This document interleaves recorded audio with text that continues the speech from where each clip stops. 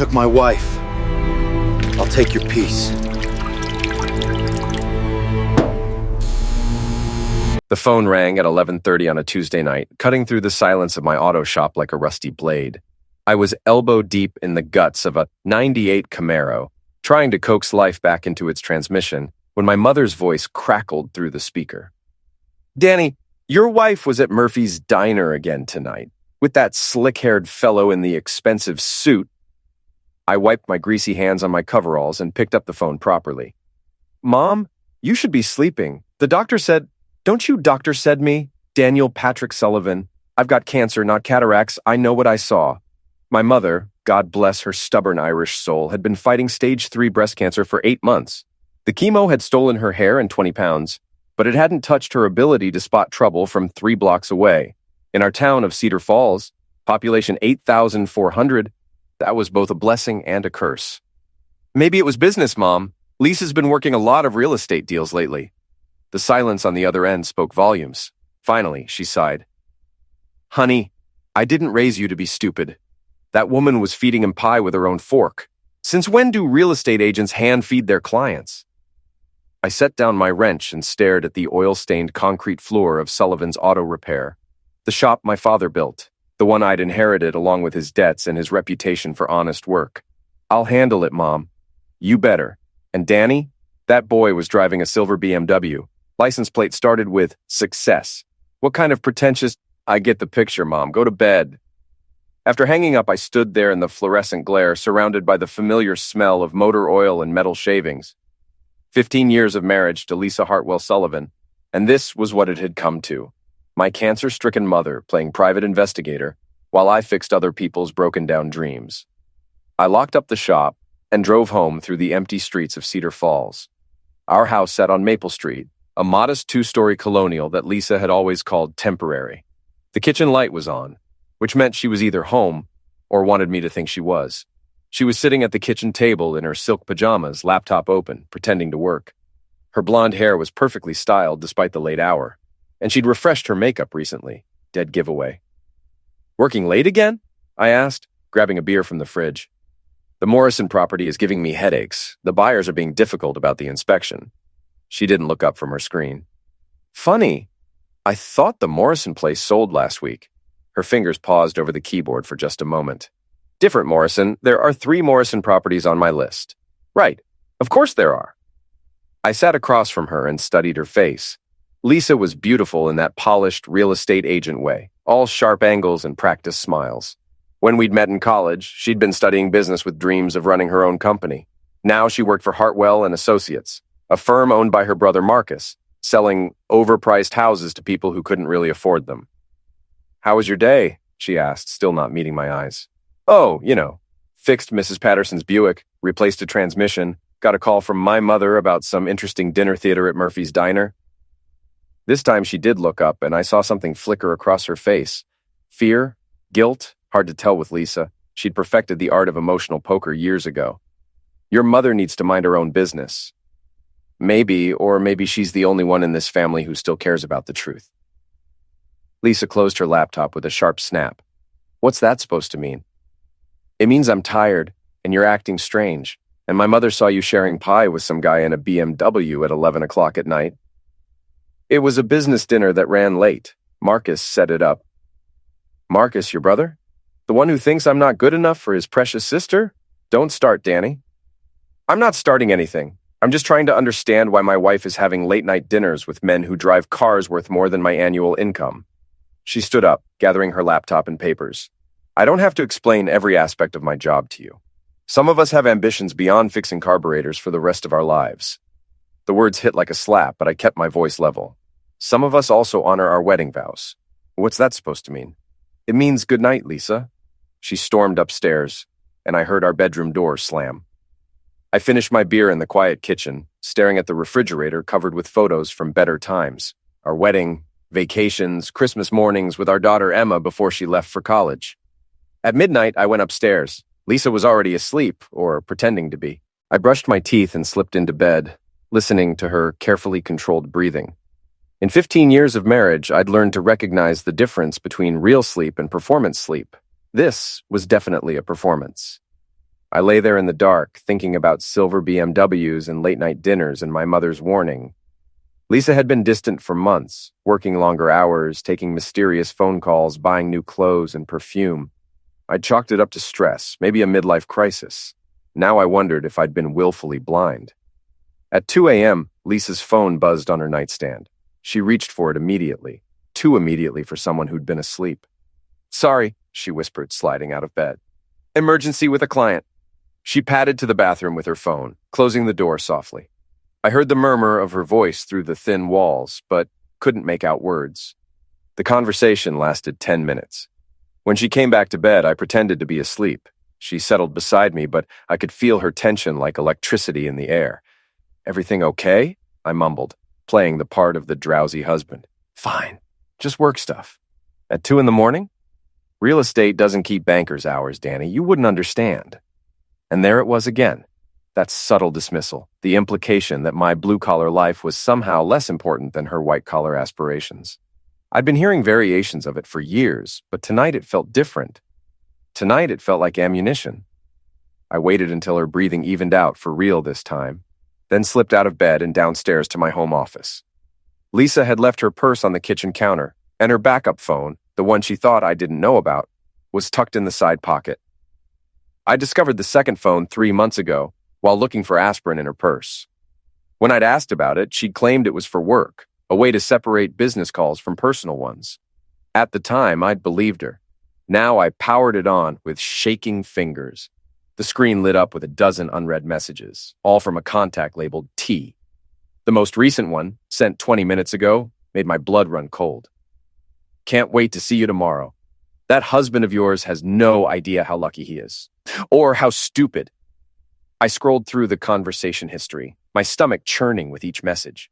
Photos, plans for secret meetings, explicit details about their affair, and worst of all, their mocking commentary about me. "He actually believes I'm working late," Lisa had written. "Sometimes I think he wants to be deceived." "Poor fool," T had replied. "At least he's useful for paying your bills while I take care of everything else." I sat there in my kitchen at 3 in the morning, reading about my wife's betrayal in real time, feeling something cold and hard crystallize in my chest. This wasn't just infidelity. It was contempt. They weren't just having an affair, they were laughing at me. I scrolled further back and found a photo T had sent. A selfie of him in his BMW, silver.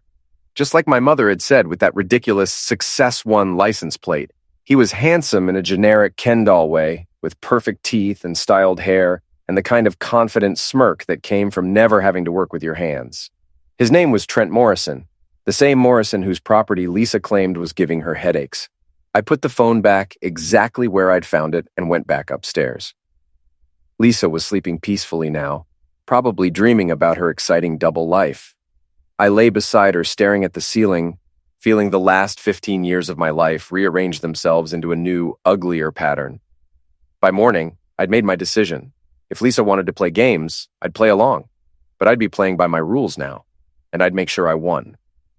I woke up at 6 a.m. to an empty bed and the sound of Lisa's shower running. She emerged 20 minutes later, wrapped in a towel, humming softly to herself. She seemed lighter somehow, as if her midnight phone call had lifted some invisible weight from her shoulders. "You're up early," she said, selecting clothes from her walk-in closet with unusual care. "Couldn't sleep, kept thinking about what you said last night." She paused, a silk blouse halfway off its hanger. "What did I say? About ambition? About some of us wanting more than fixing carburetors forever?" "Danny, I didn't mean—" "No, you're right. Maybe it's time I thought bigger." She turned to study my face, trying to read my expression. I kept it neutral, even managed a small smile. "What are you thinking?" "Maybe I should expand the shop, take on more commercial accounts. Hell, maybe I should even buy a decent car instead of driving that 10-year-old pickup." Something flickered in her eyes. Surprise? Relief? "That sounds wonderful, honey. I could help you with the business planning if you want." "I'd like that. We should talk more about our futures. Both of our futures." She smiled then, the first genuine smile I'd seen from her in months. It made what I was planning feel both easier and harder at the same time. After she left for work, I called my old friend Benny Rodriguez at his boxing gym. Benny had been my trainer back in high school when I'd had dreams of fighting professionally. Now he ran Rodriguez Boxing Academy and served as the unofficial therapist for half the men in Cedar Falls. Danny boy, what's got you calling before 8 a.m.? Your wife finally kicked you out. Not yet, but we might be heading that direction. Ah, crap. Come down to the gym. We'll talk. Rodriguez Boxing Academy occupied a converted warehouse on the wrong side of Cedar Falls, where the rent was cheap and the clientele was honest. Benny had transformed the cavernous space into something between a gym and a sanctuary. Heavy bags hung from the ceiling like leather fruit. Speed bags rattled their staccato rhythms, and the smell of sweat and determination permeated everything. I found Benny in his office, a glass-walled cube overlooking the main floor. He was 62 years old, built like a fire hydrant, with hands that could crack walnuts and a heart soft enough to train kids for free. "You look like hell," he said by way of greeting. "Feel worse. Got any coffee?" He poured 2 cups of something that could strip paint and settled back in his chair. "Talk to me." I told him everything. The phone calls, the secret messages, the late-night meetings. Benny listened without interruption, his weathered face growing darker with each detail. "How long you think this has been going on?" he asked when I finished. "Based on the messages? At least 6 months, maybe longer." "And you're sure it's not just emotional? Maybe they haven't—" "Benny, I've seen the photos. Trust me, they've crossed every line there is to cross." He was quiet for a long moment, watching a young fighter work the heavy bag through his office window. "What do you want to do about it?" "I don't know yet. Part of me wants to confront her, demand an explanation. Part of me wants to pack her bags and change the locks. And the other part?" I met his eyes. "The other part wants to make them both pay." Benny nodded slowly. "I get that. Question is, what kind of man do you want to be when this is over?" "I want to be the kind of man who doesn't get played for a fool." "Fair enough, but Danny, listen to me. Whatever you do, don't do anything stupid. Don't give them ammunition to use against you. Be smart about this." I spent an hour at the gym, working out my frustration on the heavy bag until my knuckles were raw and my shirt was soaked with sweat. The physical exertion helped clear my head, and by the time I left, I had the beginnings of a plan. Step 1 was gathering evidence. Not just the text messages, but documentation of Lisa's lies, her secret meetings, her financial deceptions. If this was going to end in divorce court, I wanted to be prepared. Step 2 was learning more about Trent Morrison. Who was he? How had he met Lisa? What kind of man seduces another man's wife and then mocks the husband behind his back? Step 3 would depend on what I discovered in steps 1 and 2. I drove to the Cedar Falls Public Library, a Carnegie building that had been serving the community since 1908. The head librarian, Mrs. Chen, had helped me research everything from car repair manuals to my daughter's school projects over the years. "Danny Sullivan, how's your mother doing with her treatments?" "Fighting the good fight, Mrs. Chen. Listen, I need to use one of your computers for some research, something I'd rather not do at home or the shop." She led me to a terminal in the back corner, away from prying eyes. "Take all the time you need." I started with social media, searching for Trent Morrison in Cedar Falls and surrounding areas. I found him quickly. He wasn't exactly trying to hide. His Facebook profile showed a life of aggressive prosperity, expensive restaurants, luxury cars, vacation photos from places I'd never been able to afford. According to his LinkedIn profile, he was a business development consultant who specialized in maximizing synergistic opportunities for forward-thinking enterprises. In other words, he was the kind of guy who used a lot of words to say nothing at all. He'd moved to Cedar Falls 8 months ago from Chicago, renting a high-end apartment in the new Riverside Commons development, the same development where Lisa had been the listing agent for several units. That's how they'd met. She'd shown him apartments, and he'd decided to sample more than just the local real estate. I dug deeper, using search engines and public records databases. What I found was interesting. Trent Morrison had a pattern. He'd lived in 4 different cities over the past 5 years, always staying just long enough to establish himself before moving on. In each city, he'd been involved with married women, usually women with money or connections. In Phoenix, he'd had an affair with a city councilwoman that ended her marriage and nearly destroyed her career. In Denver, he'd seduced the wife of a prominent attorney, leading to a messy divorce that made the local papers. In Kansas City, he'd been involved with 3 different married women simultaneously. Trent Morrison wasn't just an adulterer. He was a professional homewrecker. I printed out everything I could find and stuffed the papers into a manila folder. Then I drove across town to Riverside Commons, a gleaming complex of condos and apartments designed to attract young professionals who wanted to live somewhere more sophisticated than Cedar Falls typically offered. The leasing office was staffed by a perky blonde who couldn't have been more than 25. Her nameplate read, Brittany. Hi, are you interested in viewing one of our units? Actually, I'm trying to get in touch with one of your residents. Trent Morrison? He's been working with my wife on some business deals, and I wanted to surprise him with some information he's been waiting for. Oh, Mr. Morrison, he's in Unit 4B. Such a nice man, always so charming. I'll bet he is, I thought. Is he home now, do you know? I saw him leave about an hour ago, driving that gorgeous BMW of his, but he usually gets back around 5. Perfect. I'll try him then. Thanks, Brittany. I spent the rest of the afternoon back at my shop, going through the motions of running a business while my mind churned with possibilities. Around 4:30, I drove back to Riverside Commons and parked where I could see the entrance to the complex. At 5:15, the silver BMW with the Success 1 license plate pulled into the parking lot. Trent Morrison stepped out of his car like he was posing for a magazine cover, tall, lean, wearing a suit that probably cost more than most people in Cedar Falls made in a month. He moved with the confidence of a man who'd never been punched in the face, never had to worry about making rent, never had to explain to his wife why the checking account was empty. I watched him walk into the building, then waited another 10 minutes before following. The lobby was all marble and mirrors, designed to impress people who equated expensive with important. I took the elevator to the 4th floor and found Unit 4B. The door was solid oak with a brass nameplate that read T. Morrison in elegant script. I pressed my ear to the wood and heard movement inside. Footsteps, the sound of a television, the clink of ice in a glass. I knocked. The footsteps approached the door, paused. Who is it? Building maintenance. We've had reports of a water leak from this unit. The door opened, and I found myself face to face with the man who was sleeping with my wife. Up close, he was even more generic than his photos suggested, like someone had ordered a handsome man from a catalog and received the basic model. I haven't noticed any leaks, he said, frowning. They're not always obvious. Mind if I take a quick look around? He hesitated, and I could see him trying to decide if this was legitimate or some kind of scam. Finally, his natural arrogance won out. I suppose, but make it quick. I'm expecting someone. I'll bet you are, I thought, stepping into his apartment. The place was a shrine to conspicuous consumption. Leather furniture, abstract art, a sound system that probably cost more than my truck. Everything was designed to impress, to announce that Trent Morrison was a man of substance and sophistication. Nice place, I said, walking toward the kitchen. You must do pretty well for yourself. I can't complain. What exactly are you looking for? Water damage, stains on the ceiling, warped flooring, that kind of thing. I opened a few cabinets, pretending to inspect the plumbing while actually cataloging the apartment's layout. I really haven't noticed anything, Trent said, checking his expensive watch. How much longer is this going to take? Just a few more minutes. You said you were expecting someone? A business associate.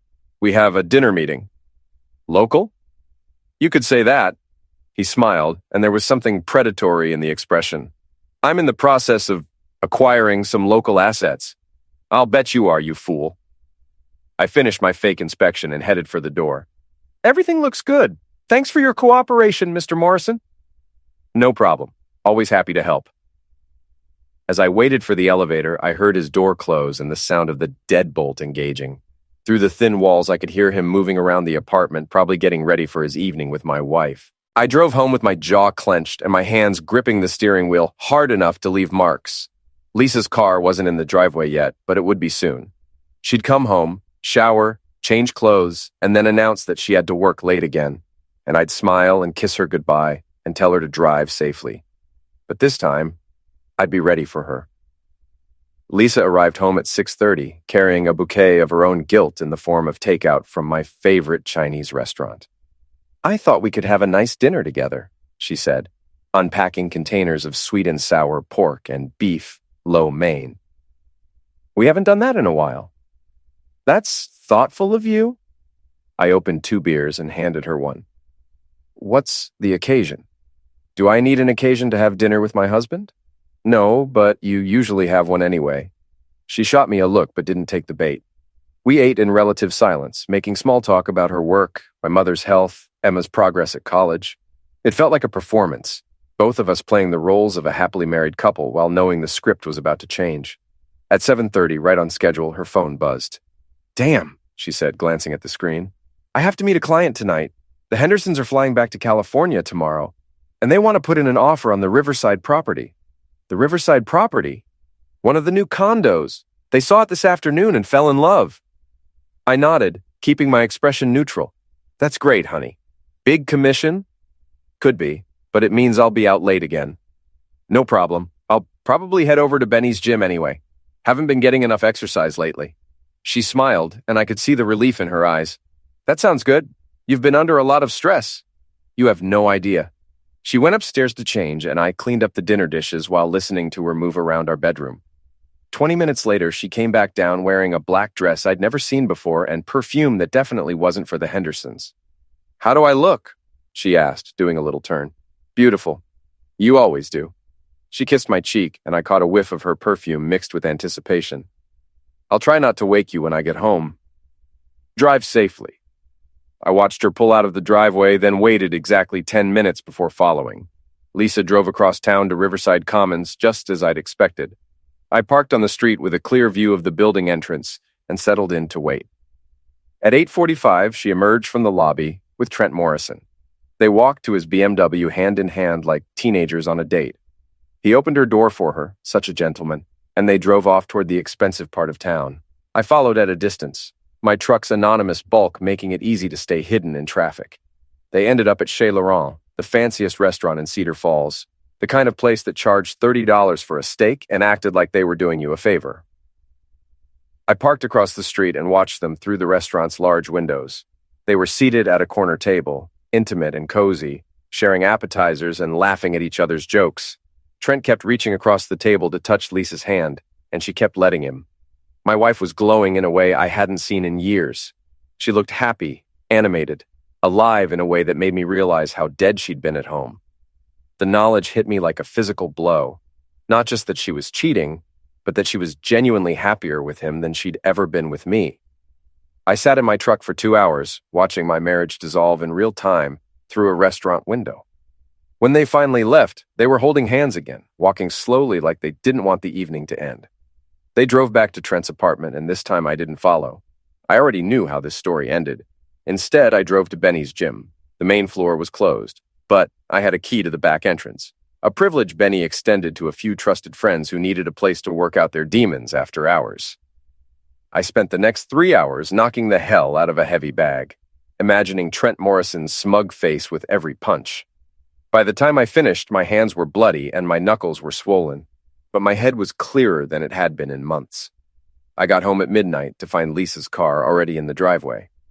She was in bed, pretending to be asleep again, but I could smell the shower gel and see the damp towel in the hamper. "How was your evening?" I asked quietly. "Fine," she mumbled. "The Hendersons put in an offer. Should be a good sale." "That's great, honey. I'm proud of you." She rolled over to face me, and in the dim light from the hallway, I could see surprise in her eyes. "Really? Really, you work hard. You deserve success." "Thank you, Danny. That means a lot. I love you, Lisa. I hope you know that. I love you too." The lie came so easily to her that I almost believed it myself. The next morning, I called in sick to the shop and drove to my lawyer's office. Tom Bradley had handled my father's estate and various business matters over the years. He was honest, thorough, and discreet, exactly what I needed. "Danny, good to see you. How's your mother doing?" "Fighting hard. Tom, I need to talk to you about something sensitive." His expression grew serious. "What's going on?" I told him about Lisa's affair, showed him printouts of the text messages and photos I'd managed to capture from her phone. Tom listened without judgment, taking notes and asking practical questions. "What do you want to do?" he asked when I finished. "I want to protect myself. Financially, legally, whatever it takes." Smart thinking. Iowa's a no-fault divorce state, but infidelity can still affect property division and alimony, especially if we can prove she's been using marital assets to support the relationship. "What kind of evidence do you need?" "Credit card statements, bank records, receipts, documentation of her lies about where she's been and what she's been doing. The more the better." I can get that. Good. In the meantime, I'd recommend opening your own bank account and starting to separate your finances. Don't do anything dramatic yet, but protect yourself. I spent the rest of the day setting up a new checking account and having my paychecks redirected. I also installed a GPS tracker on Lisa's car, not to spy on her, but to document her lies about where she was going. That evening, Lisa announced another late meeting. The Morrison account is getting complicated, she said. I might be out until midnight. The Morrison account? Different Morrison. There are several properties involved. Right, of course. This time I didn't follow her. Instead, I used the time to search through her home office, photographing documents and copying files to a flash drive. What I found was worse than I'd expected. Lisa had been using our joint credit cards to pay for her affair, dinners, hotel rooms, gifts for Trent, even a weekend trip to Chicago that she'd claimed was a real estate conference. She'd spent over $8,000 of our money on her betrayal. But the financial infidelity was nothing compared to what I found in her email. She'd been corresponding with her brother Marcus about me, discussing ways to push me out of my own business. Marcus owned several commercial properties in town, and he'd been pressuring his tenants to take their automotive needs elsewhere. Lisa had been feeding him information about my finances, my client list, even my mother's medical expenses. They weren't just having an affair behind my back. They were actively working to destroy my livelihood. The final piece of evidence was a real estate contract hidden in the back of Lisa's filing cabinet. She'd been working with Trent to purchase the building that housed my auto shop, planning to triple my rent and force me out of business. I sat in her office at 11 p.m., surrounded by the documentation of my wife's betrayal, feeling something cold and hard settle in my chest. This wasn't just infidelity. It was a coordinated attack on everything I'd built, everything my father had left me. Lisa wanted to destroy my life so she could start fresh with her new boyfriend. Well, two could play that game. I spent the next week gathering evidence and planning my response. I documented every lie, every secret meeting, every dollar she'd stolen from our joint accounts. I researched Trent Morrison's background more thoroughly, uncovering his pattern of targeting married women in every city he'd lived in. Most importantly, I started reaching out to people, not to expose Lisa's affair, but to build a network of allies for what was coming. The first person I called was Emma, our daughter. She was a junior at Iowa State, studying business like her mother, but with more integrity than both her parents combined. Dad, is everything okay? You sound weird. I need to tell you something, sweetheart, about your mother and me. I explained the situation as gently as I could, focusing on the facts rather than my emotions. Emma listened in shocked silence. I can't believe Mom would do this, she said finally. Are you sure? I'm sure, baby. I'm sorry you have to know about it. What are you going to do? I'm going to handle it, but I wanted you to hear it from me first before things get complicated. Do you want me to come home? Not yet, but soon maybe. I love you, Emma. I love you too, Dad. I'm so sorry this is happening. The next call was to my mother. She was in the middle of a chemo cycle, weak and nauseous, but her mind was sharp as ever. I knew that woman was no good, she said after I'd explained everything. What can I do to help? Just be ready, Mom. This is going to get ugly before it gets better. Good. I've been waiting for you to grow a backbone about that wife of yours. The third call was the hardest. I dialed the number for Hartwell and Associates and asked to speak with Marcus Hartwell. Danny, good to hear from you. How's business? Actually, Marcus, that's what I wanted to talk to you about. I think we need to have a conversation about some mutual interests. Oh? What kind of interests? The kind that involve your sister, her boyfriend, and their plans for my auto shop. The silence on the other end was deafening. I think we should meet, Marcus said finally. I think we should too. Tomorrow noon at Murphy's Diner. And Marcus, come alone. I hung up before he could respond. Everything was in place. The evidence was gathered, the allies were contacted, and the trap was set. Now it was time to spring it.